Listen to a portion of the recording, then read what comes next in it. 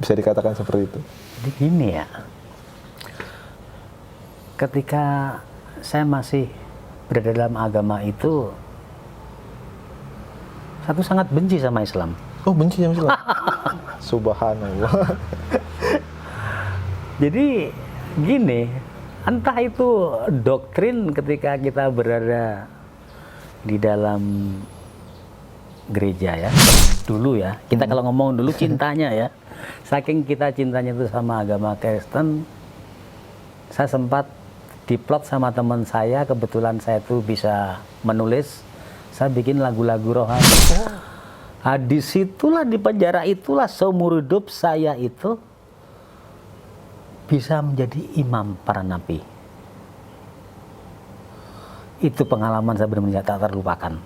Bismillahirrahmanirrahim. Ya ayyuhalladzina amanu udkhulu fis-silmi kaffah.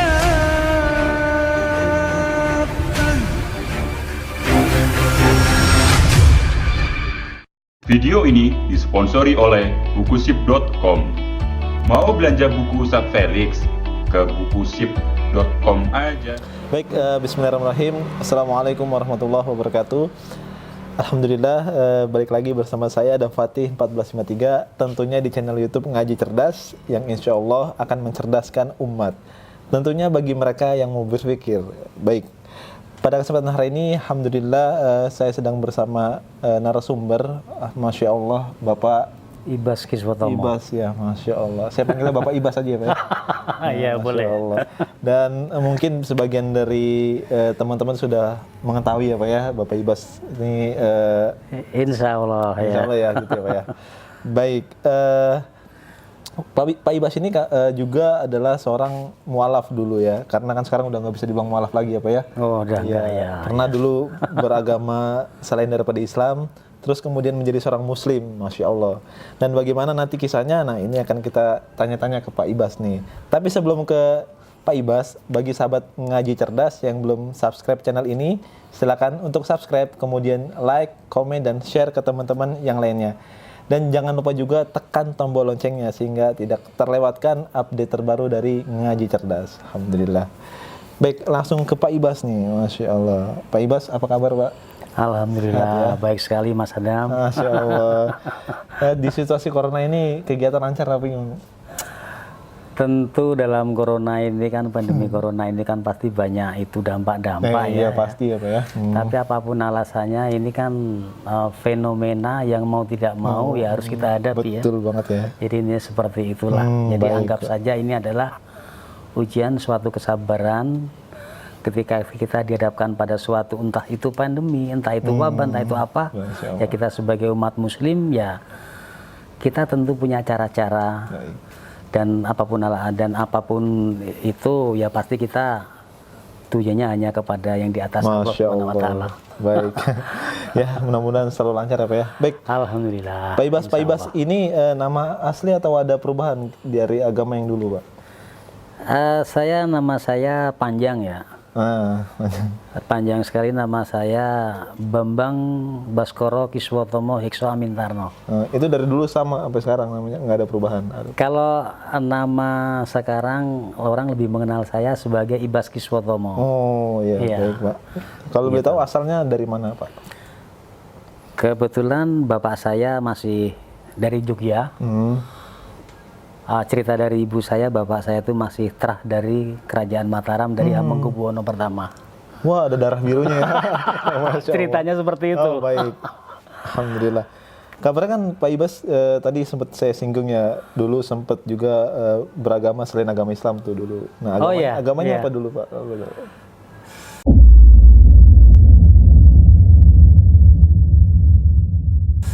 Bukan saya saja ya, jadi keluarga besar kami dulu itu adalah menganut agama Kristen Protestan. Protestan. Iya. Ya tentu kita dulu satu keluarga ya aktif ya.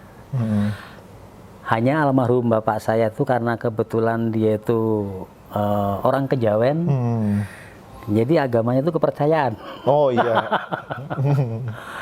Kami sekeluarga tuh tumbuh dalam boleh dibilang agama Kristen Protestan. Baik, baik. Ya. 5 anak, saya dengan kakak saya anak terakhir, semuanya itu adalah Kristen Protestan termasuk ibu saya. Oh, ibu saya semuanya Iya, Kristen. iya betul ya. Ini seperti itu. Ya tentu kan waktu kita menganut agama itu, ya entah minggu atau perayaan-perayaan yang sifatnya berhubungan dengan keagamaan Kristen ya kita ikuti. Ikuti, ya. Ya, ini seperti itu Mas. Berarti sempat aktif juga ya Pak ya di gereja Pak ya? pada Oh saat itu? aktif, aktif. Jadi aktif ya. Ya karena ya gimana? Sepengetahuan kita waktu itu ya sudah itu. Harus diikutin ya Pak ya? Iya. Baik Jadi- Pak. Jadi namun secara global saya hanya mengikutin saja gitu.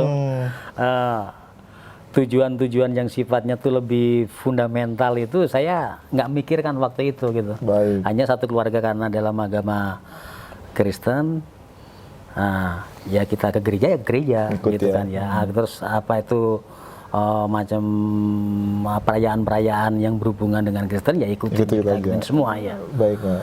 Bahkan dulu juga, maaf nih, saya tambahin. Baik. Bahkan dulu juga waktu saya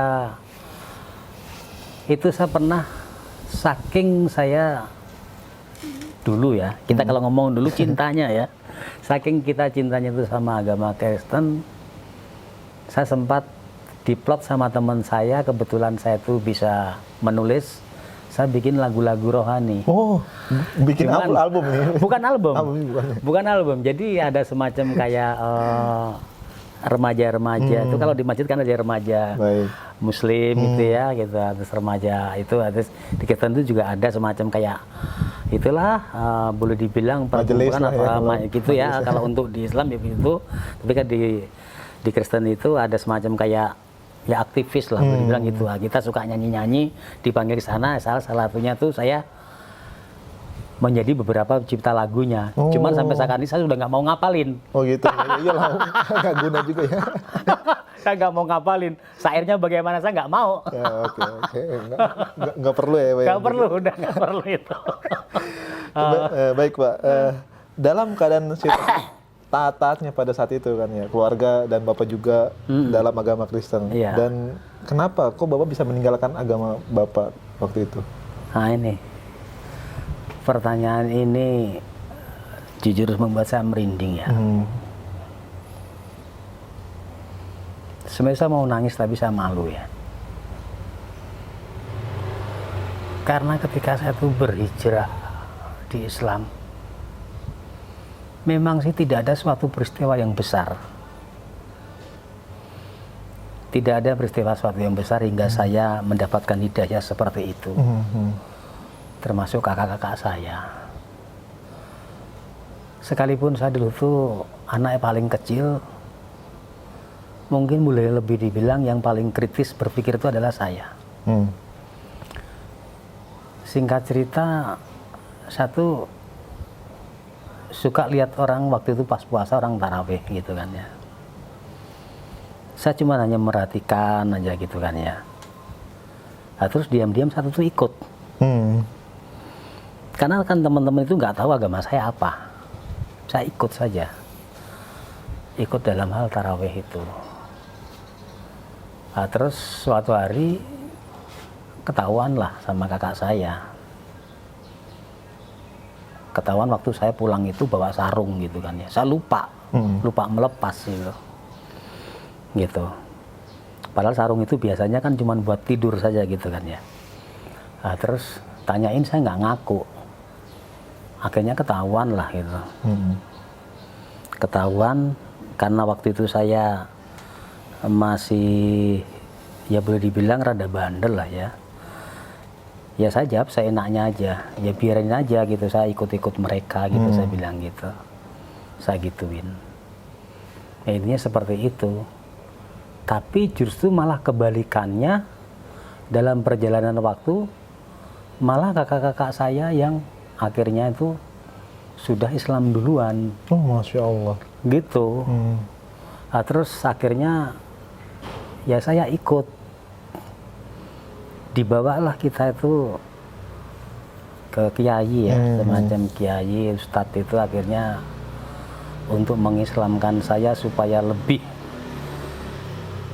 benar-benar masuk Islam. Akhirnya saya membaca 2 kalimat syahadat. Masya Allah, baik Pak. Itu seperti itu. Memang tidak ada peristiwa yang besar. besar. Hanya saja ketika saya bersyahadat, saya harus melupakan agama dulu yang saya anut. Iya. Tapi ketika saya masuk Islam pun, ya saya belum bisa sholat. Saya belum bisa baca ayat-ayat. Karena memang tidak pernah belajar. Gitu kan ya. Singkat cerita, saya merantau.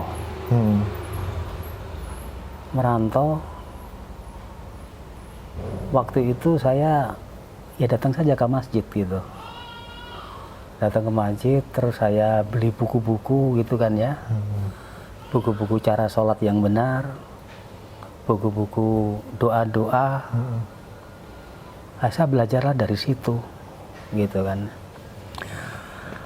Ketika saya belajar dari situ, terus saya dengar pengajian bahwa kalau kita belajar dari itu nggak bagus.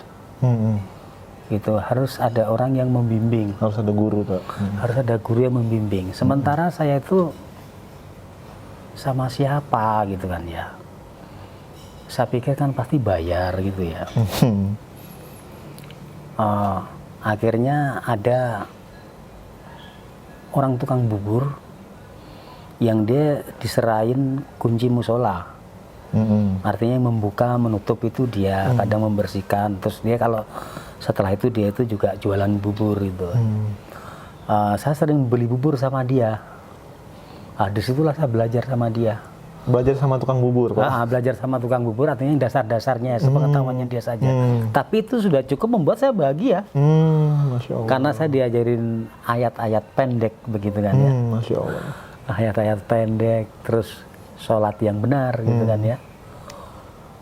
Wudu yang benar. Sampai orang kalau masuk Islam itu harus kita sholat itu apa namanya tuh yang seumur hidup sekali boleh itu sholat apa ya, ini seperti itulah itu. Saya lupa. Ini seperti saya belajar sama tukang bubur itu, dan alhamdulillah tukang bubur itu senang. Iya. Gitu. Udah apa itu Pak, manggil saya juga Pak. Saya masih muda itu. Mungkin bentuk penghormatannya dia kali ya itu. Sementara saya manggil dia Mas itu. Gitu. Udah akhirnya kalau apa itu Pak Ibas pengen belajar ini yang pendek-pendek ini sudah sama saya aja gitu. Ini seperti itu. Baik. Kadang saya pun juga kalau pas lagi luang waktu saya ikut jualan bubur sama dia, nemenin saja gitu. Iya. Karena saking senangnya saya berteman sama dia gitu. Padahal saya berteman di luar sana itu ya maaf saja. Maaf tukang bubur itu bukan levelnya gitu loh. Iya. Gitu kan. Baik dari sosialisasinya, baik dari penampilan dan tongkrong ngeheot apa-apa gitu. Tapi saya enggak, sama dia waktu itu saya nyaman gitu. Nyaman ya. Masya Allah. Sekalipun saya mendapatkan belajar surat-surat pendek, cara wudhu, cara segala macam, ya itu wasilah saya lah. Gitu. Ini seperti itu. Itu di tahun berapa, Pak? Itu di tahun 89. 89. Iya. Di mana media belum tersebar luas sampai sekarang ya, Pak ya. Karena kan sebelum tahun 89, lebih tepatnya tahun 87 itu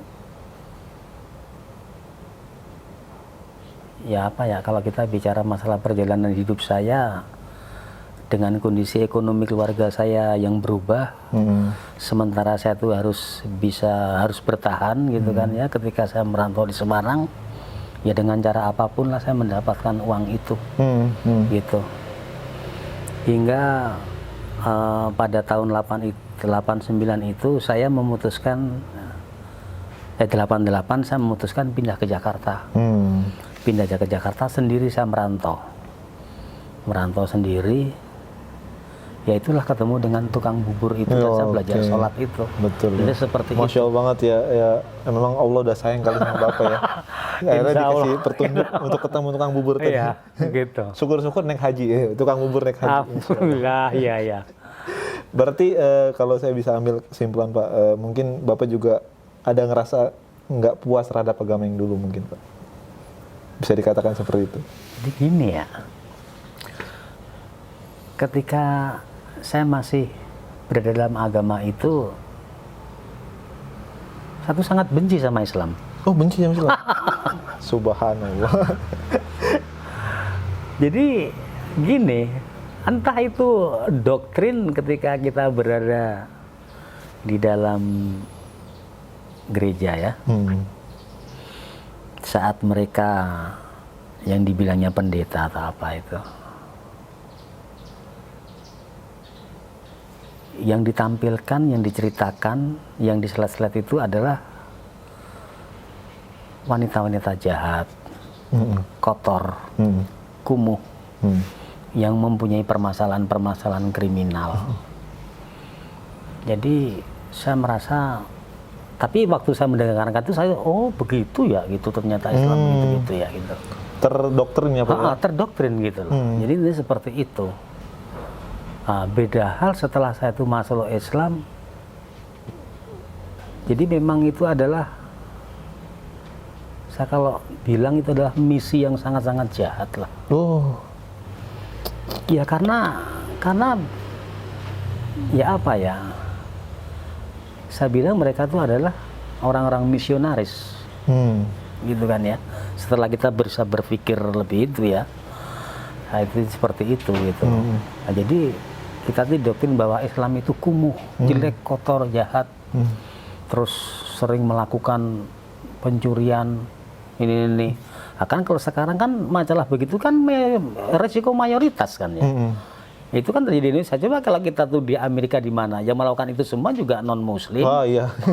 Itu kalau mikir fairnya ya Pak ya. Iya, ini seperti itu gitu. Artinya Bapak sempat juga ya nggak suka terhadap Islam ya, dengan frame-frame yang tadi jelasin kayak gitu ya. Karena itu ada semacam kayak doktrin gitu kan ya. Apalagi perkumpulan teman-teman kita gereja waktu itu juga sering melecehkan orang cara sholat gitu kan ya. Gitu. Sampai segitunya Pak ya.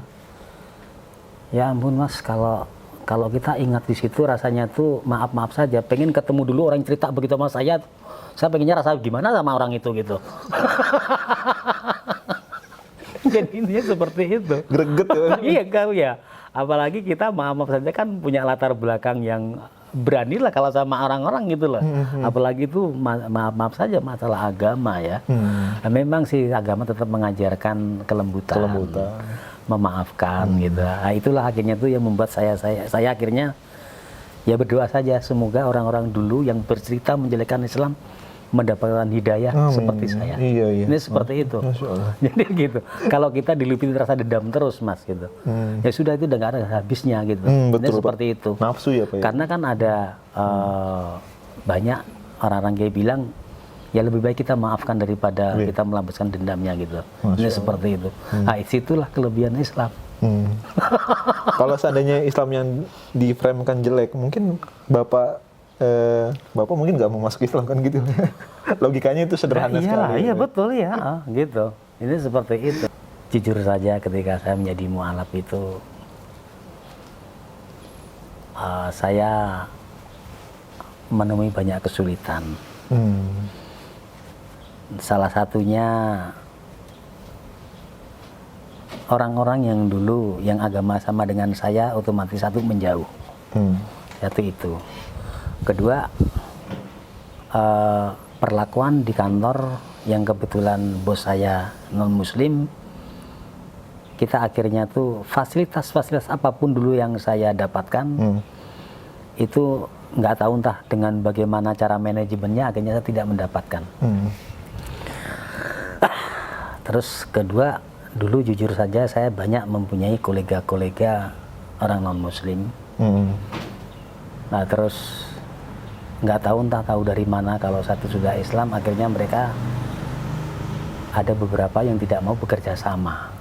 Ini seperti itu. Ditinggalkan ya. Ya singkat cerita, akhirnya ekonomi saya itu waktu itu jadi terganggu.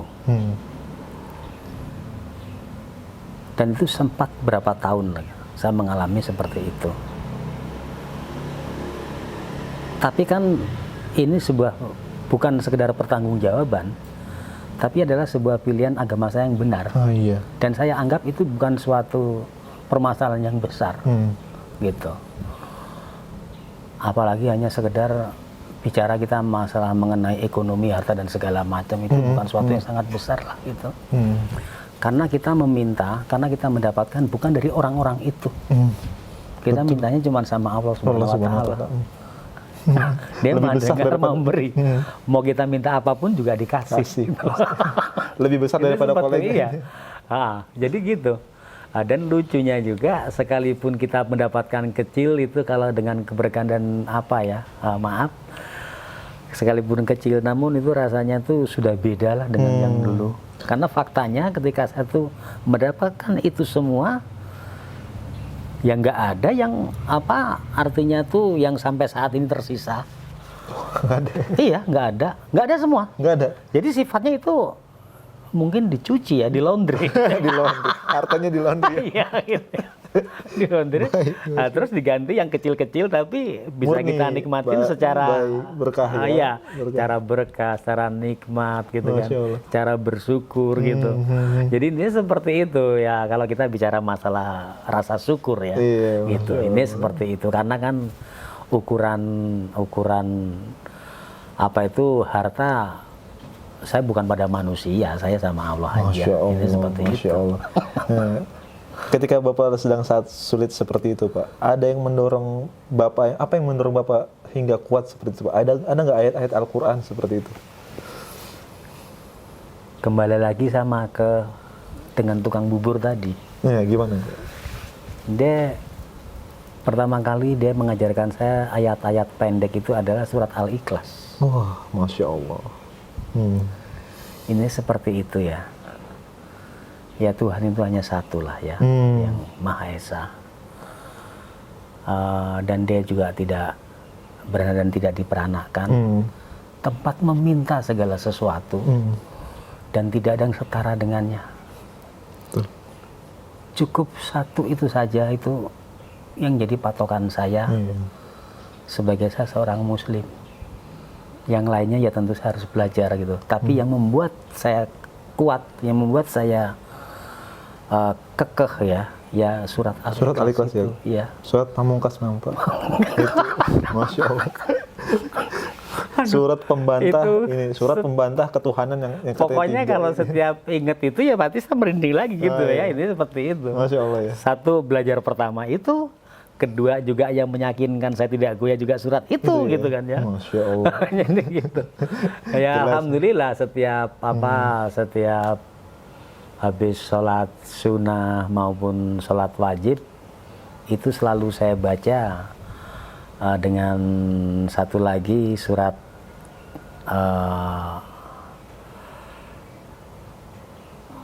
Qul Huwallahu Ahad, terus sama Al-Falaq, sama Anas. Anas ya, Masya Allah. Itu selalu tiga surat itu selalu saya baca setelah melakukan sunnah maupun wajib. Masya Allah, Masya Allah, Masya Allah. Enggak, saya salut sekali Pak, pegangan ayatnya itu loh. di dalam keadaan sulit, pegang ayat Allahu Ahad gitu. Oh iya. Allah hanya satu ya. Jadi kan begini ya. Ketika manusia masih disibukkan dengan cintanya duniawi, ya saya yakin dia nanti itu akan menggadaikan akidahnya. Sering Bapak menemukan orang seperti Banyak sekali. Bahkan keluarga saya pun, saudara ya, itu juga masih ada yang seperti itu. Wah, subhanallah. ya kita bicara terus terang ya, ini seperti itu. Ini seperti itu. Ya kan orang-orang yang begitu tuh satu terlalu cinta dengan dunia ketika menggadaikan akidah, kedua menggadaikan akidah, ketiga takut jihad. Oh, iya. Betul. Itu yang bikin kita itu nyesek lihat orang seperti itu gitu. Ini seperti itu. Ya kembali lagi ya, mudah-mudahan ya untuk saudara saya hanya mendoakan supaya dapat hidayah gitu aja. Insya Allah, amin Pak. Sekalipun dia sudah Islam gitu loh. Ini seperti itu. Karena kan memang awalnya saya. Nah, terus ternyata itu malah yang masuk Islam duluan kakak-kakak saya gitu.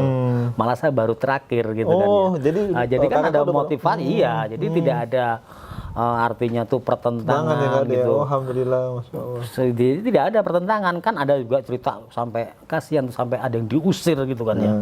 Kalau Bapak Mereka, ya ada yang masuk Islam diusir sama keluarganya, dikucilkan, bahkan tidak dimasukkan daftar harta warisan.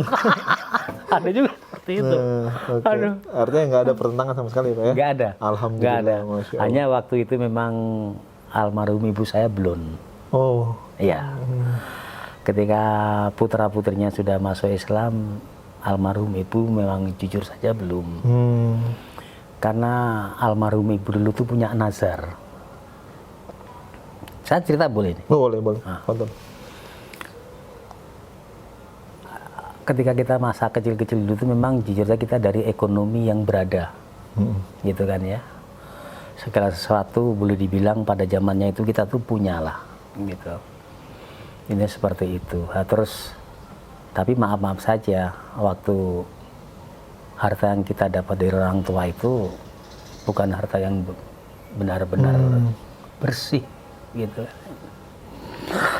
Makanya ketika anak-anak kami sebagai anak-anaknya meminta ibu masuk Islam, itu sangat berat.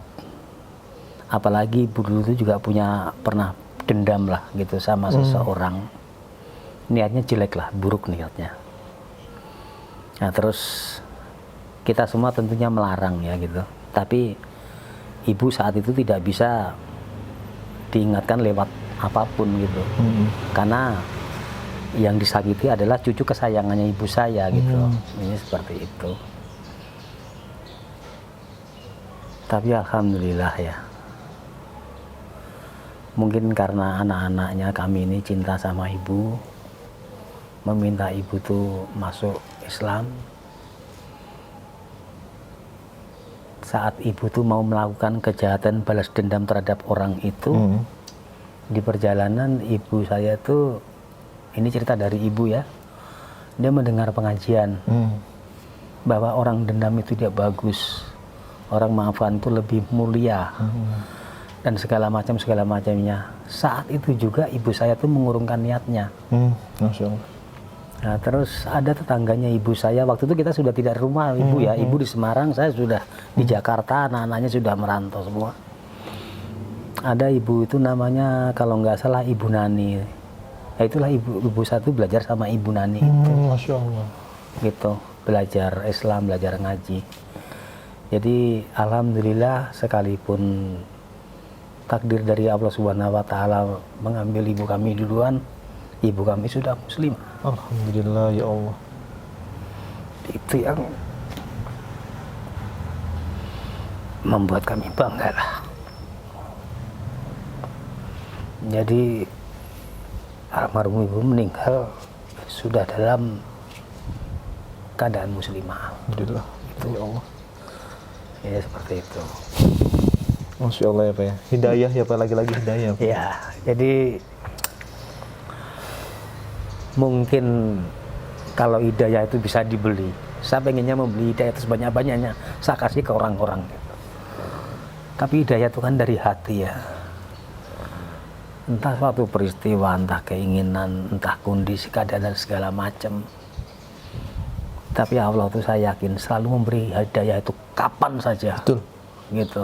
Tidak menunggu dia susah dulu, tidak menunggu dia sengsara dulu atau apa enggak. Itu. Tinggal ya itulah Tinggal gimana orang-orang kita. yang orang-orang yang masih beragama non muslim itu Ya semoga saja mendengar ini menjadi inspirasi Betul. ya. Ini seperti itu. Karena kita sayangan banget ya Pak ya. Iya, Sayang jadi banget. apa ini ya? Maaf, ilmu agama saya itu memang tidak bagus ya. Tapi yang terpenting bagaimana saya menjalankan kewajiban saya, menjalankan sebagai seorang Muslim itu bagaimana. Itulah intinya lah. Adab-adab yang sifatnya tuh yang mudarat atau apa. Insya Allah saya tinggalkan semua, gitu kan ya. Ya kita bergantilah ya. Ini seperti itu. Insya Allah. Perubahan paling nikmat itu adalah perubahan bukan dalam masa harta segala macam, tapi perubahan diri. Perubahan diri untuk lebih dekat kepada Allah Subhanahu wa taala. Itu Masya yang Allah. paling nikmat sama sekali. Insya Allah. Betul itu. Ya, semoga yang menonton video ini khususnya bagi non muslim mendapatkan hidayah Pak ya. Baik. Ya, betul ya itu. Alangkah bahagianya ya, suatu karunia banget kalau orang-orang itu bisa sebagai seorang muslim yang kafah, sebagai Islam yang kafah. Itu sangat bahagia banget.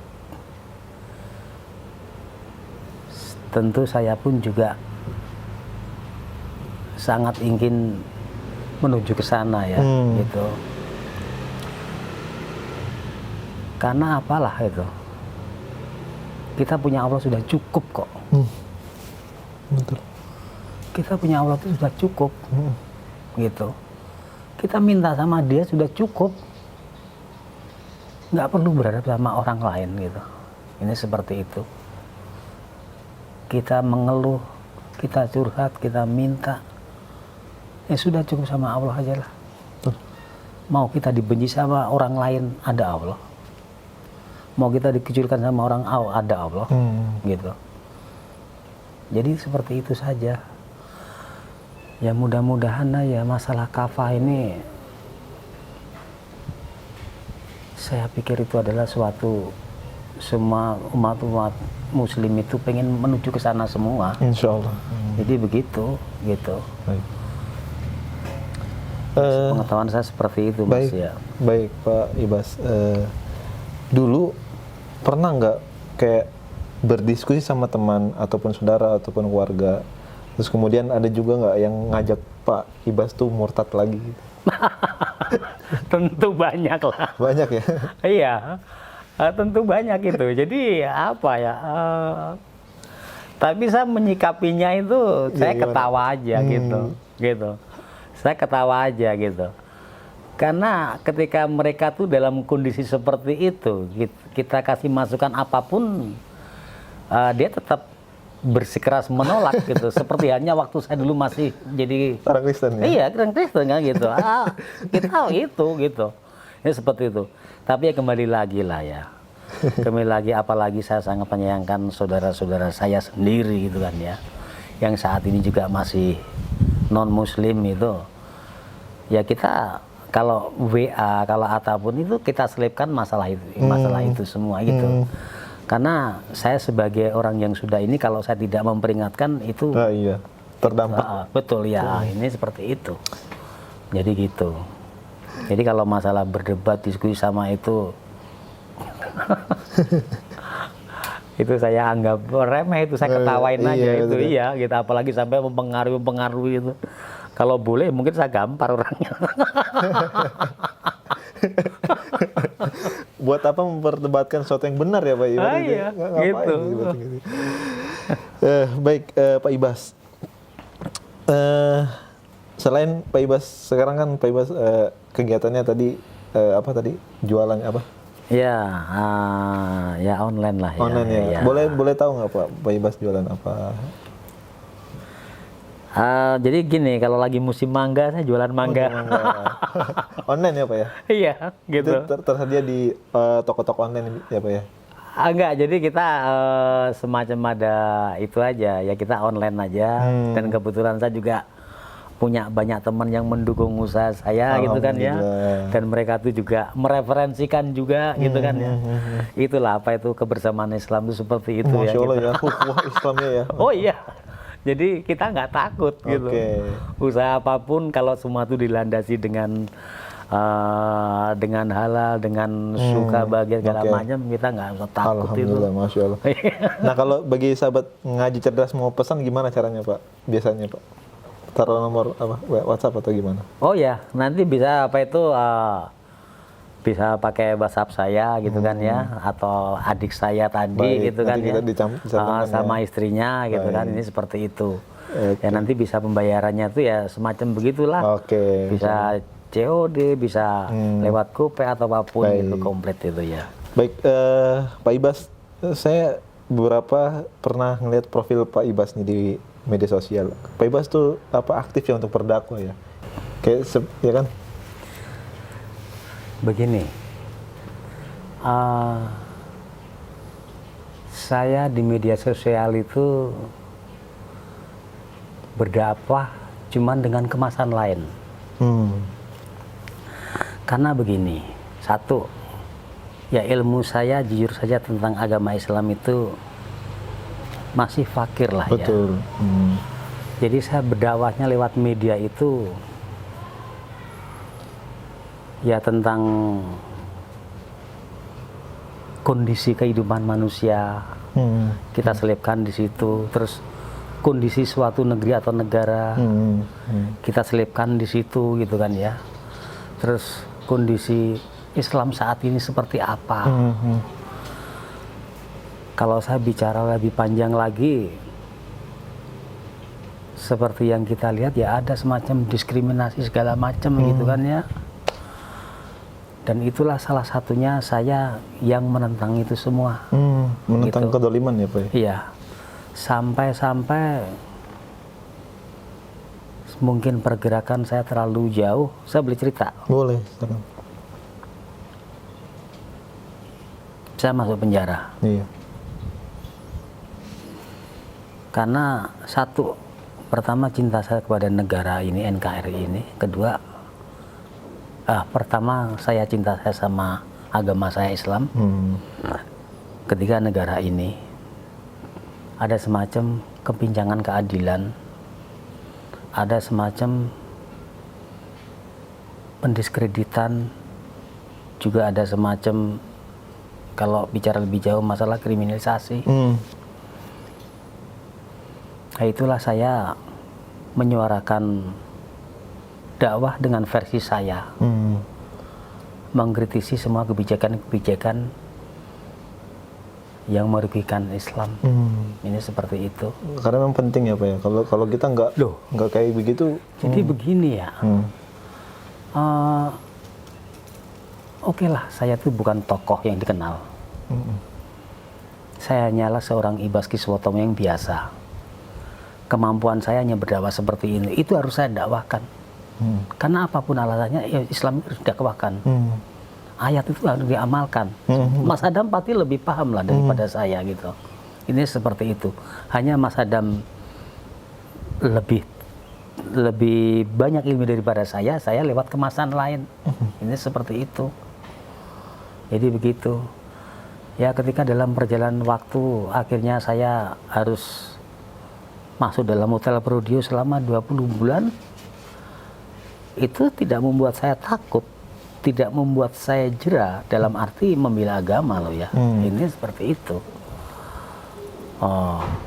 Bukan melawan negara yang enggak. Bukan Saya berontak ya? Iya, bukan memberontak. Saya tuh menyuarakan keadilan. Saya membela agama. Ini seperti itu. Di situlah, di penjara itulah seumur hidup saya itu bisa menjadi imam para nabi. Itu pengalaman saya benar-benar tak terlupakan. Yang selama ini saya sebagai jamaah, kalau di masjid atau di apa, itu di penjara itulah saya itu tuh nggak tahu bagaimana saya sebagai imam di antara napi-napi itu ketika sholat. Masya Allah. Maghrib ataupun sholat Masya isya. Allah. Artinya, Jadi begitu. Itu tidak terpikir sama sekali gitu. iya. Ya memang pertanggungjawabannya besar ya. Tapi kan saya sudah ngomong sama teman-teman napi semua. Saya tuh ilmu agama saya tuh baru begini-gini. Nggak apa-apa gitu. Masih di imam gitu. Masya Allah. Ini seperti itu. Itulah pengalaman saya menjadi imam pertama kali ya di waktu saya di penjara itu. Masya Allah. Jadi gitu. Itu ada sesuatu yang spesial ya, Pak, yang Bapak rasakan ya? Sangat-sangat spesial gitu. Masya Allah. Nah, disitulah saya akhirnya tuh semakin besar bersyukurnya saya kepada Allah gitu kan ya. Seorang Ibas yang dulu pernah jadi preman, dulu pernah agama Kristen, menjadi preman, pemberontak, menjadi napi, tapi saya bisa orang percaya saya sebagai imam untuk sholat-sholat para napi itu. Walaupun hanya sekedar di penjara ya. Penjara itu, iya. Ketika saya melafalkan surat terus mereka tuh menyaut dengan amin, itu gemeter saya tuh. Masya Allah. Masya Allah. Jadi gitu. Masya Allah. Memang resiko dakwah ya seperti itu Pak ya. Oh iya, jadi dakwah itu ada risiko tapi itu nikmat. Namun nikmat ya. Iya, karena kita kan bukan lagi memberikan hal ketakutan, kita memberikan pertanggungjawaban kita. Betul. Itu yang seperti lebih. itu, iya. Jadi gitu. Ya ini seperti itulah Mas Baik, Adam. baik. Jadi gitu. Mungkin kalau Pak Ibas melihat umat ini memang harus benar-benar bersatu ya Pak Ibas ya. Pastilah. Harus bersatu ya. Iya. Terkhusus keislamannya itu ya. Khusus selamanya itu gitu. Karena kan begini ya. Suatu negara kadang kan ada doktrin, ada propaganda bahwa politik tidak bisa dicampurkan dengan agama, itu salah besar. Justru orang agama itu, orang Islam itu harus berpolitik. Bagaimana supaya negara ini benar-benar bisa menjadi itu.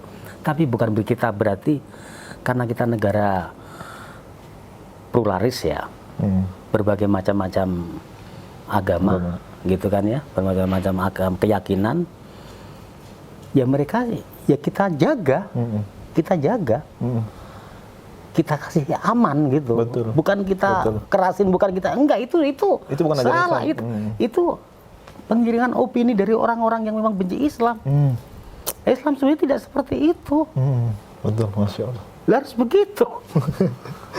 Karena kan yang mengatur kehidupan manusia itu agama. Betul, Al-Quran ya Pak ya. Iya, Al-Quran gitu. Jadi bukan apa itu manusia mengatur Al-Quran. Iya, kadang-kadang manusia kurang ajar ya kadang-kadang. Apalagi ada yang kurang ajar tuh di media nulis undang-undang dasar lebih ini daripada Al-Quran, kan kurang ajar Iya, gitu. betul. Subhanallah. Aduh, ya kalau kita nurutin itu mah kita kesal Mas gitu. Baik, iya.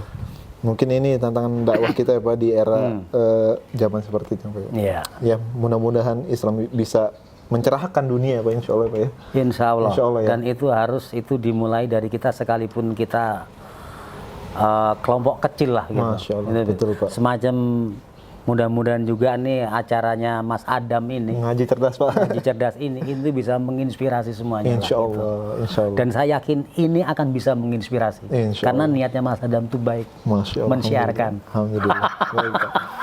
Jadi acara ini saya dukung lah. Gitu. Insya Allah. Baik Pak Ibas, sudah di penghujung acara ini Pak Ibas. Iya. Pesan-pesan terakhir Pak Ibas, bukan pesan terakhir tapi pesan-pesan untuk sahabat Ngaji Cerdas kaum muslimin dan muslimat khususnya.